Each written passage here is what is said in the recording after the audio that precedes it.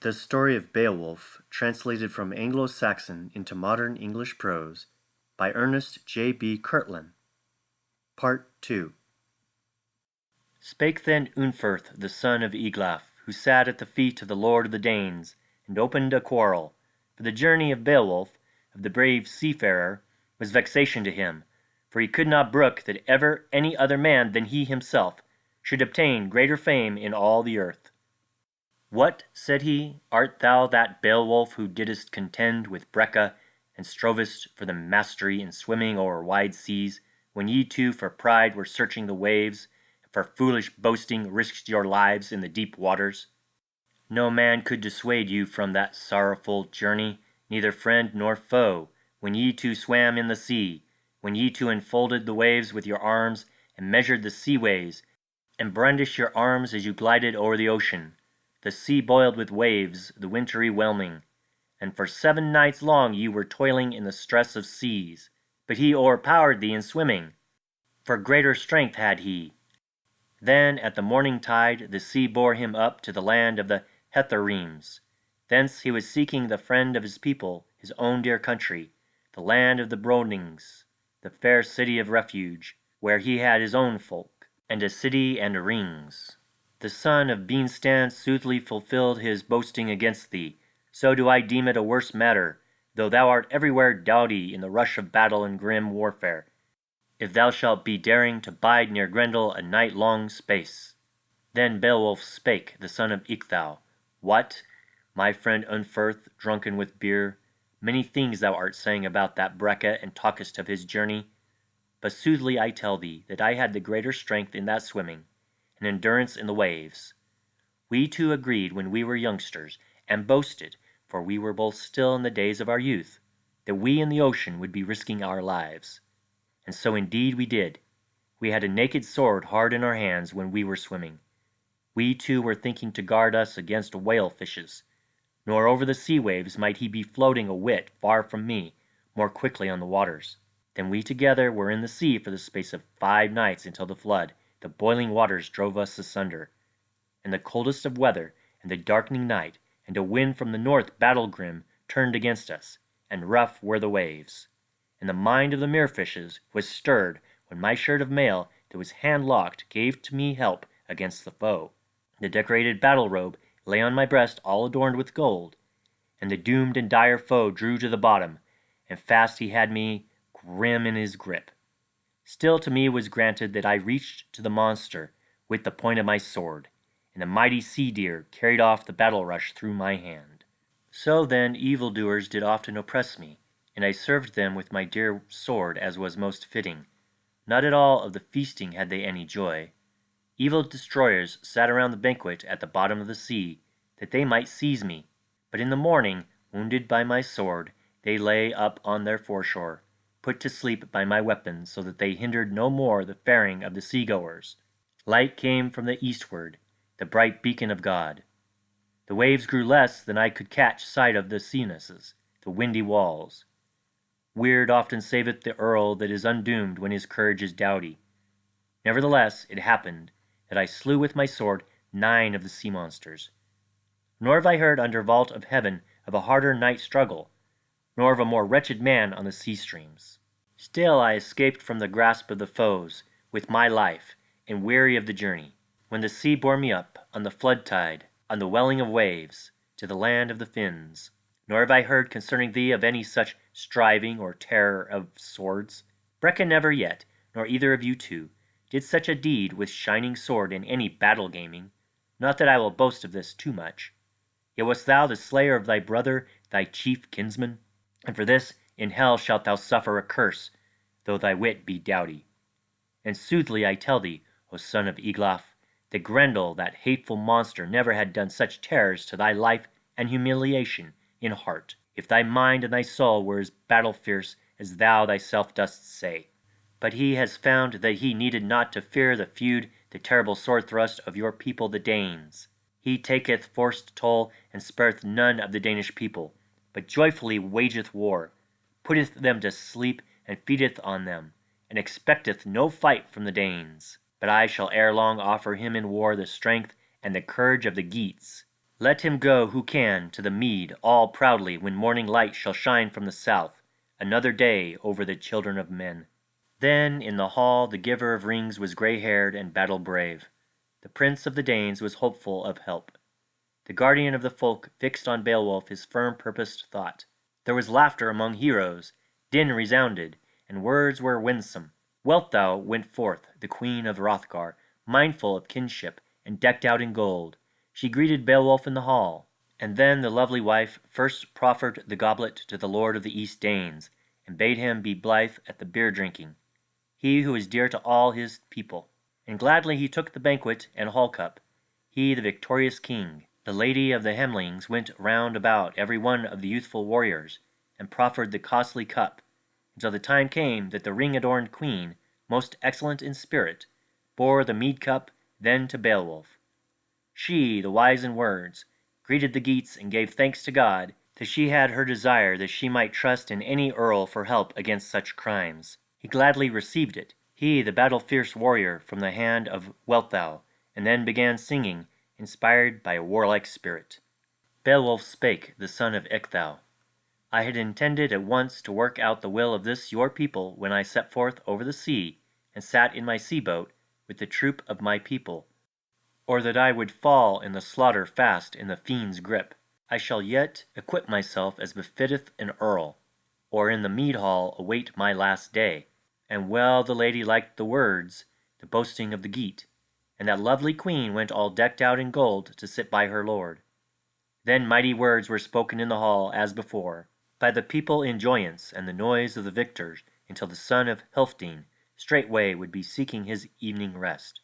And he knew that a battle was doomed in the high hall to the monster when no longer they could see the light of the sun, or darkening night came stalking over all the shapes of the shadows. The troop of warriors rose up, the lord greeted the other, Hrothgar greeted Beowulf, and wished him good health, and the warding of that wine-hall, and he spake the word. Since the time that I could lift my hand or my shield, never have I given the mighty hall of the Danes into the care of any, except now to thee. Have now and hold thou this best of houses. Be thou mindful of honor, and show thyself courageous, and wakeful against foes. Nor shalt thou lack joy if thou escapest from that brave work with life. Then Hrothgar departed with his troop of heroes, he the prince of the Scyldings. Out of hall went he, for the battle chieftain would be seeking out Wealhtheow his queen, that they might go to rest. The glory of kings had appointed a hall-ward, as men say, against Grendel. A thane was in waiting on the prince of the Danes, and his watch was keeping against the giant. The lord of the Geats readily trusted the proud strength, the favour of God. Then doffed he the iron coat of mail, and his helmet from his head, and gave his sword bedecked, the choicest of weapons, to a thane that was serving, and bade him to hold ready his armour. Then the good man spoke some words of boasting. I reck not myself meaner in war powers and works of battle than Grendel doth himself, for I will not with sword put him to sleep and be taking his life away, though well I might do it. He knows not of good things, that he may strike me, or hew my shield, though brave he may be in hostile working. But we two, by right, will forbear the sword if he dare to be seeking warfare without weapon. And then God all-knowing, the Holy Lord, shall adjudge the glory on whichever side he may think meet. Then the bolden fight got him to rest, and the pillow received the head of the earl, and many a keen sea-warrior lay down on his bed in the hall about him. None of them thought that he thence would ever seek another dear home, folk or free city where he was a child, for they had heard that fell death had taken, ere this too many, in that wine-hall of the people of the Danes. But the Lord gave weavings of war-speed to the people of the Geats, both comfort and help, so that they all overcame their enemies through the craft of one man, and by his might only. And truly it is said that God Almighty doth yield for ever the race of men. Then came in the one night the shadow-goer gliding. Warriors were sleeping when they should have been keeping guard over that palace, all save one only. It was well known to men that their constant foe could not draw them into shadowy places when the Creator was unwilling. But he, ever wakeful, in angry mood, and fiercely indignant against the foe, was waiting the issue. Then came Grendel, stalking from the moors among the misty hill slopes, and he bore God's anger, and the wicked scather of humankind fully intended to ensnare a certain one in the high hall. So he wended his way under the welkin to where he knew that the best of wine halls, the gold hall of man, was adorned with gold plating. Nor was that the first time that he sought out the home of Hrothgar, nor ever in former or later days did he find a harder welcome from hall thanes. Then the creature bereft of all joy came to the great hall, and the door, strongly bound with fire bands, soon sprang open at his touch, and the evil-minded one in his fury burst open the door of the palace, and soon after this the enemy, angry in mind, was treading o'er the doomed floor, and a fearsome light streamed forth from his eyes likest to a flame, and he could see many a warrior in that palace, a troop of peace-lovers, asleep together, a company of kinsmen, and he laughed aloud. Then the terrible monster fully intended to cut off from life every one of them there, when he was expecting abundance of meat, but that fate was not yet, that he should lay hold of any more of humankind after that night.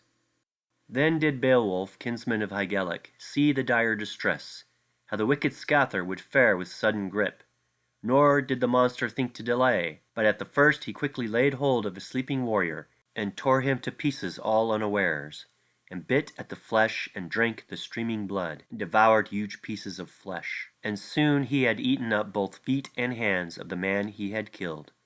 Then he stepped up to the great-hearted warrior, where he lay on the bed, and took him in his hands. He reached out his hand against the enemy, and quickly received him with hostile intent, and sat upon his arm. The keeper of crimes soon was finding that he never had met in all the quarters of the earth, amongst other men, a greater hand-grip, and in mind and heart he was fearful, and eager to be gone, and to flee away into darkness to seek the troop of devils. But that was not his fate, as it had been in days of yore. Then the good kinsman of Hygelac remembered the evening talk, and stood upright and laid hold upon him. His fingers burst. The giant was going forth, but the earl stepped after. The famous one intended to escape more widely, howsoever he might, and to flee on his way thence to the sloping hollows of the fens. That journey was sorrowful, which the harmful scather took to heart. The lordly hall resounded, and great terror there was to all the Danes, the castle-dwellers to each of the brave. And both the mighty guardians were fiercely angry. The hall resounded. Then was it great wonder that the wine-hall withstood the bold fighters, and that it fell not to the earth, that fair earth-dwelling, but very firm it was standing, cunningly shaped by craft of the smith, within and without. Then on the floor was many a mead bench, as I have heard tell, decked out with gold, where the fierce ones were striving.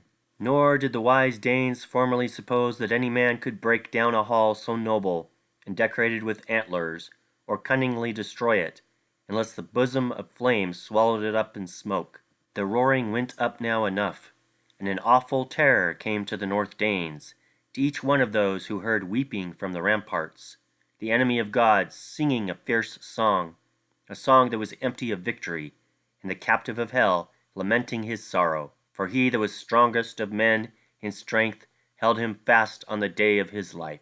The prince of earls would not at all let go alive the murderous comer, nor did he count his life as of use to any of the peoples.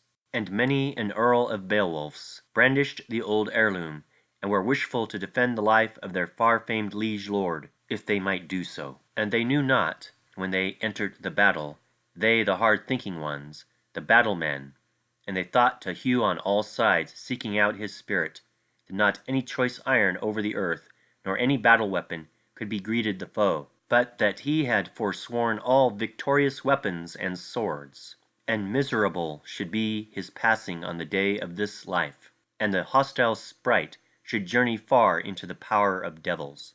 Then he found out that he who did crimes long before this, with mirthful mind to humankind, he who was a foe to God, that his body would not last out, but the proud kinsman of Hygelac had him in his hands, and each was loathsome to the other while he lived.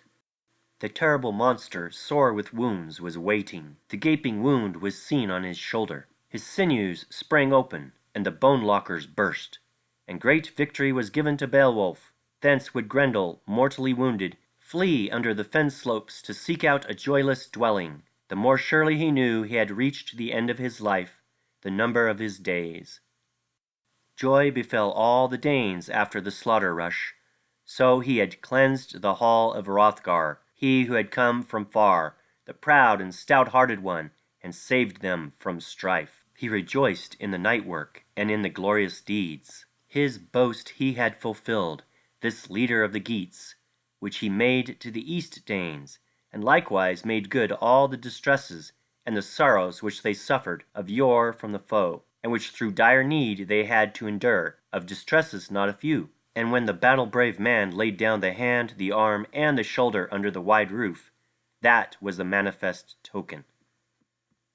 Then in the morning, as I have heard say, was many a battle warrior round about the gift hall. Came the folk leaders from far and from near along the wide ways to look at the marvel. Nor did his passing seem a thing to grieve over to any of the warriors, of those who were scanning the track of the gloryless weight. How weary in mind he had dragged along his life's steps, on the way thence doomed and put to flight, and overcome in the fight at the lake of the sea monsters. There was the sea boiling with blood, the awful surge of waves all mingled with hot gore. The death-doomed one died the lake when void of joys he laid down his life in the fen for refuge. And hell received him. Thence after departed the old companions, likewise many a young one from the joyous journeys, proud from the lake to ride on mares, the youths on their horses. And there was the glory of Beowulf proclaimed. And many a one was saying that no man was a better man, no, none in the whole wide world under arc of the sky, of all the shield-bearers, neither south nor north by the two seas. Nor a whit did they blame in the least their friend and lord, the glad Hrothgar, for he was a good king. Meanwhile the famed in battle let the fallow mares leap and go faring forth to the contest, wherever the earthways seemed fair unto them, and well known for their choiceness. And the thane of the king, he who was laden with many a vaunt, and was mindful of songs, and remembered a host of very many old sagas, he found other words, but bound by the truth.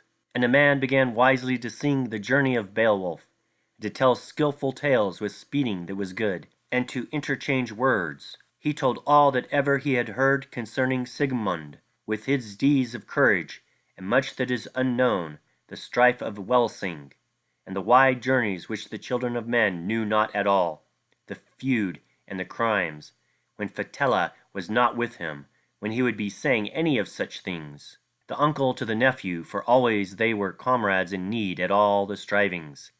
They had laid low very many of the giant's race by means of the sword, and after his death day, a no little fame sprang up for Sigmund when he, the hard in battle, killed the worm, the guardian of the hoard.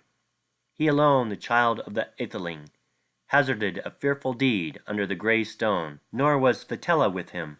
Still it happened to him that his sword pierced through the wondrous worm, and it stood in the wall, that doughty iron, and the dragon was dead. And so this monster had gained strength in that going so that he might enjoy the hoard of rings by his own doom. He loaded the sea-boat and bore the bright treasures on to the ship's bosom, he the son of Wales. The worm melted hot. He was of wanderers, the most widely famous in deeds of courage, amongst men, the protector of warriors. He formerly throve thus. Then the warfare of Heremod was waning, his strength and his courage, and he was betrayed among the giants in the hands of the foes, and sent quickly away. And too long did whelming sorrow vex his soul. He was a source of care to his people, to all the nobles, and many a proud churl often was lamenting in former times the way of life of the stout-hearted, they who trusted him for the battering of bales, that the child of their lord should always be prospering, and succeeded to his father's kingdom, and hold the folk, the hoard and the city of refuge, the kingdom of heroes, the country of the Danes. But Beowulf, Hygelac's kinsman, was fair to all men, but crime assailed Heremod. Sometimes they passed along the fallow streets contending on mares. Then came the light of morning and hastened forth. And many a stiff-minded messenger went to the high hall to see the rare wonder. Likewise the king himself, the ward of the hoard of rings, came treading all glorious, and with a great suit, forth from the bridal bower, and choice was his bearing, and his queen with him passed along the way to the mead hall with a troop of maidens. Hrothgar spake. He went to the hall and stood on the threshold and saw the steep roof all decked out with gold and the hand of Grendel. "Let thanks be given quickly to God for this sight," said he. "Often I waited for the loathsome one, for the snares of Grendel. May God always work wonder after wonder, he the guardian of glory. It was not long ago that I expected not a battering of any woes forever, when, doomed to blood, this best of all houses stood all stained with gore. Now has this hero done a deed, through the power of the Lord, which none of us formerly could ever perform with all our wisdom. Lo, any woman who gave birth to such a son among humankind may say, if she yet live, that the Creator was gracious unto her in bearing of children. Now, O Beowulf, I will love thee in heart as my son. Hold well to this new peace, nor shall there be any lack of joys to thee in the world, over which I have power. Full oft I for less have meted out rewards and worshipful gifts to a meaner warrior, one weaker in strife. Thou hast framed for thyself mighty deeds, so that thy doom liveth always and forever. May the All-Wielder ever yield thee good, as now doth." Beowulf spake, the son of Ecgtheow. "We framed to fight that brave work with much favour, and hazarded a deed of daring and the might of the unknown. I quickly gave you to see the monster himself, the enemy in his fretted armor ready to fall. I thought to twist him quickly with hard grip on a bed of slaughter, so that he should lie in the throes of death, because of my hand grip, unless he should escape with his body. But I could not cut off his going when the Creator willed it not. I cleft him not readily, that deadly fiend. He was too strong on his feet. Nevertheless, he left behind his hand as a life protection, to show the track, his arm and his shoulders. But not by any means thus did that wretched creature get any help, nor by that did the evildoer, brought low by sin, live any longer. But sorrow hath him in its fatal grip, closely encompassed with baleful bands. There shall a man covered with sins be biding a mickle doom, as the shining Creator will prescribe." Then was the man silent, the son of Eglaf, in his boasting speech about deeds of battle, when the Ethelings looked at the hand high up on the roof, by the craft of the Earl, and the fingers of the foe, there before each one. And each of the places of the nails was likest to steel, the claw of the heathen, the uncanny claw of the battle warrior. Every one was saying that not very good iron of any of the brave ones would touch him at all, that would bear away thence the bloody battle hand of the monster.